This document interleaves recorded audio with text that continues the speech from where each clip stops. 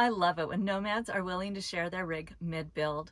It's so helpful to those wanting to get on the road to see people living in a half-built rig, hearing about the decisions that have gone into it so far, seeing how incomplete your rig can be before launching, and learning about plans to finish.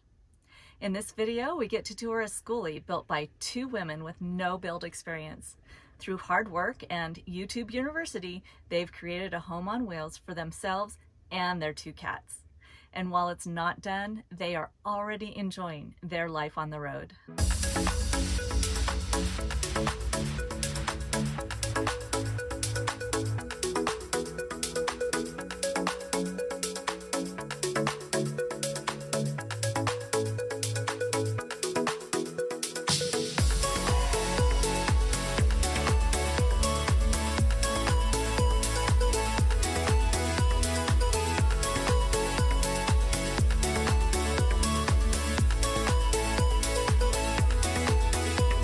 Hi, I'm Micaela Hammond.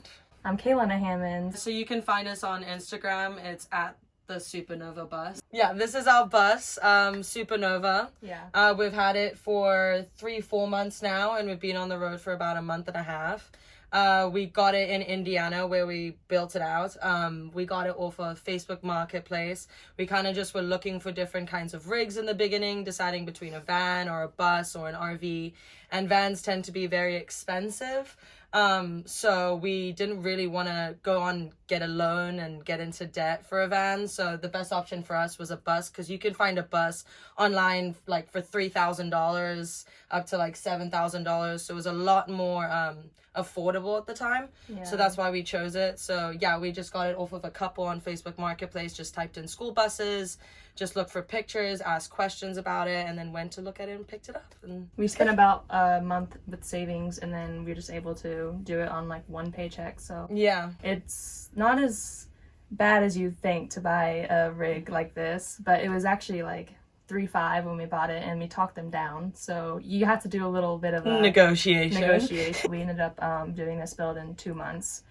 Yeah. With basically no help, just us. Right. We weren't even using tools or anything. We actually lived in it while we built it, which was a little difficult, but I guess it just kind of gave us more motivation to get it done and like fix the things that we really needed, and also made us I guess understand what we could live without. Yeah. So we decided we wanted to have like prioritize the cooking over maybe like a bathroom, things like that. So that also allowed us to, I think get small. Yeah. So yeah, perfect. Yeah. Okay. The first thing we had to do is put the flooring in. Usually people like do the flooring in last because it actually saves money, and that's one thing I would recommend, is putting the flooring in last, because we spent so much money on the flooring. And then we started on the ceiling. So we had to put these fairing strips in, which was really hard because we had no idea how to do it, and we just kind of went for it. But we saw some YouTube videos at first. And then we had the fairing strips in, and then we had to insulate the roofing, which we didn't do a very good job at. That's one thing I'd recommend, is doing more research on insulation. But we used garage door insulator for the roofing. And then we worked on the ceiling, which was really hard and difficult. That's why there's so many of these imperfections, because we did it with me and her. So I would hold it up, and then she would drill in. And it's very heavy. That's why we had to cut it in half, because we are two women. We don't have like as much muscle strength as most, men do. With the ceiling, we looked up a bunch of options, and you could do planks, you could do plywood, and we realized that if you did tongue and groove planks, it became like really, really expensive. So if you're in a smaller rig like a van, I would recommend that. Yeah. Just because aesthetically and it's easier to put up. But because it's such a large space, just affordable wise, we decided to use 1/4-inch plywood, and you get birch plywood because that has a lot more layers than like sheathing or stuff like that. So that allows it to really tightly screw in and stay stable. So we just got plywood, so it's bendable and just thin 1/4-inch, and it worked great. Like there's a lot of cracks here, but I feel like the key word is trim. Yeah. So that's something that we're gonna add in for sure. Yeah. And then once we got the ceiling in, we started on the walls and the studs, which we also have never done before. So we put the studs up and then started on the walls. We put these in last because we wanted to make sure to get everything done. We actually have bobbies because we didn't have time. We did this in 2 months, so that's another thing of ours. We had a constriction with time because the place we were staying at was like a great uncle's of mine, and we didn't have like he only gave us 2 months, so we had 2 months to go and get out of there. So we bought these, we painted them white, and then this is butcher block. And then we put these in last though. So then this is our bathroom. It's clearly unfinished. Also the cat room, we call it. This is our toilet. We have the Johnny Compost. That's actually a good idea if you don't want to spend $1,000 on a Nature's Head toilet. So we got a Johnny Compost urinal and stuff, and then we ended up building the box ourselves to make it kind of not just a bucket, because to be honest, it's a 5-gallon bucket with coconut core in it with a trash bag. But so we made the bucket there. This is not finished yet because we still have to do the plumbing. And so we're going to just have to do that when we get more money because, you know, it takes time. But yeah, we did the bathroom, and this is going to be eventually a shower. This is the electrical. So we've got a 3,000 watt inverter charger. So you can also plug in like with shore power if we're somewhere like a RV park or staying in a friend's house or something like that. So that we don't have to pull off the batteries. And the reason why we got 3,000 watt is because we have a blender and a toaster oven. We wanted to be able to use those things and not have it like trip off our whole system. So you really have to think about what kind of appliances you have and what you have in terms of the watts that you get in your inverter. If you're not going to have any big pool appliances, then I recommend going smaller because it does get more expensive as you go up. And we also got 300 amp hours of lithium iron phosphate batteries. The reason we chose lithium is because if you really research, you can get AGM or lead acid or these gel different types of batteries, but lithium is the best because it lasts the longest. If you're planning to be on the road for a while, you want to get something that's going to last, or else you're going to actually end up spending more money for something that's less quality. So that's why we chose lithium. They can also discharge lower. So if you get AGM, you can only go to like 50%, but these can fully discharge and fully upcharge. And it doesn't damage the batteries. So that's really important. I was kind of doing a DIY system. A lot of people get like wire organizers, and I'm going to definitely put that in my mind in the future.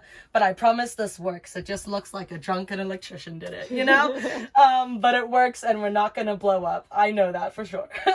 And then, yeah, so we got all of our stuff from Renogy. They're a solar company, and why I love them so much is electrical systems are really hard, I feel like, to learn and kind of dive into. It's very threatening, I feel like, and kind of scary. So Renogy makes it really easy because they'll send you these kits. So with the solar panels, I just got a 400 watt solar kit. And so they give you the solar panels, they give you the mounting brackets, they give you the solar charge controller and all these bits. So you don't really have to think about what you need. And then they also have videos that kind of show you how things are put together. So it makes the process a lot less scary and easy. And then we also got a distribution panel here. So a lot of people get fuse blocks, but I decided to do more of a home system. So you have your AC and then your DC, and just makes it more organized. And it also just made more sense to me. In a lot of other vans and buses, I've seen people have like fuse blocks and things like that. But that was confusing to me. So that I got this off of Amazon, and this is the best because this just makes the electrical a lot more simpler. So this is our bedroom. So before we built the bed frame, we had to get everything in that we couldn't fit in the front door, because the back door actually works, but we keep it locked most of the time because for safety reasons, obviously. So we ended up building this bed frame. But right now it's more of like a junk storage because we have wood back there to build. So we have to store things back there for now because our storage isn't really finished yet. But we built this bed frame ourselves. We just used a bunch of 2x4s, and we ended up just like building a pretty sturdy bed frame. We were kind of scared at first, but we did it. Like, we didn't even watch a YouTube video for this because after you build everything else, you don't really sometimes you don't even need a YouTube video after you have that knowledge. But we built this bed frame, and we got this bed pretty cheap from IKEA for like $175, just like a queen size bed. It's actually really comfortable. Right now it's our dirty laundry, but this will eventually be like a litter box storage and like cat food kind of storage, and then it's gonna be closing because, you know, if you have cats, it's kind of smelly. We have 2 cats, so. And then over here, this obviously isn't finished yet either, but we didn't put this in yet because we have to do, we're gonna eventually have a 175-gallon water tank on this side and then run plumbing, so we had to run it through the wall, so we didn't put the wall up yet. And then once we get all the plumbing in, our plan is to put like a little closet space for our clothes. And then we can have more organization under the bed. So the one thing that is different about our rig that I've seen in others is our internal locking system. With school doors, it's kind of, they don't come with any sort of lock like you would have on a van or something. So we had to rig up our own. And so a friend of mine, a mechanic, he was just amazing. If you're ever in Indianapolis, J&D Machineries. They're just the best mechanics in the world. And he saw that we didn't have a locking system and that we were two girls. And being two females, you kind of, I don't know, it's society teaches you to be scared about going out by yourself. And we were not that way, but we also wanted to make sure that we're safe. So to make sure my mother could sleep at night, we got a very big thing. So these were fabricated metal and they kind of just like weld it. And these fit in here and they're just like bolted and they go like that. And then we can just put this on when we're inside the bus or when we want to go to sleep, and like no one will ever be able to open this door. If they want to, they'll have to break the glass. I didn't think about how to lock your bus or how to lock your van. It's kind of the last thing you think about, but it's probably the most important because you spend a lot of time working on it, so you want to make sure it's safe. This is the captain's chair. Yeah, and also the herb garden during the day.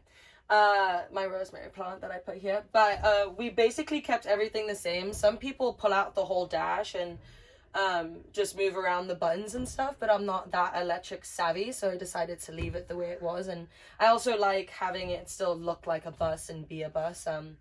But this was, people would think that it would be scary to drive, and I guess like my wife is scared to drive it, but it's not hard at all.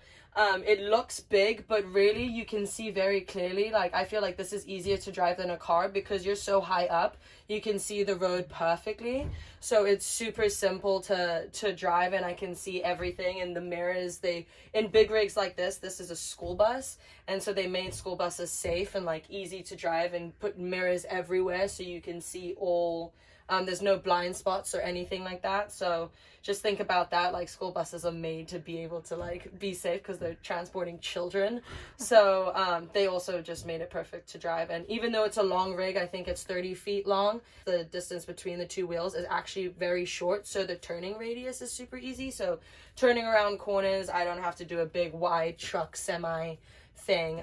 But no, this is a medium-sized school bus, and I found it super simple to drive. It's automatic transmission as well. So I wish it was stick because it'd be more fuel efficient, but it wasn't. So yeah. What is the bus? Oh, so it's a 2004 Thomas Freightliner. We got it. It had 154,000 miles on it, which on my research that seemed like pretty good. A lot of the time you can get buses up of 200,000 miles, but 150 seemed really on the lower side of what I found. And these engines can go for like 400,000 miles plus if you really take care of them. So I know this baby can go for a long time. And I think it's a Caterpillar engine. So some people have International, things like that, but this is a Caterpillar engine, and it was super simple to work on. We just took it to a diesel mechanic and they said it was simple. So yeah. I'm so grateful Micaela and Kaylenna were willing to share their bus with us. It's so easy to see the perfect builds on Instagram and think that's what you have to do to get started. And this couple is living proof that that is not necessary for getting on the road. If you'd like to see more van and rig tours, van life tips, and other information to help women get on the road, hit subscribe and ring that notification bell so you don't miss any upcoming videos. I appreciate your thoughtful comments, and if you'd like to join in deeper conversation, join our Facebook group, Gal Adventurers. This is Joni with the Galavan. Enjoy your journey.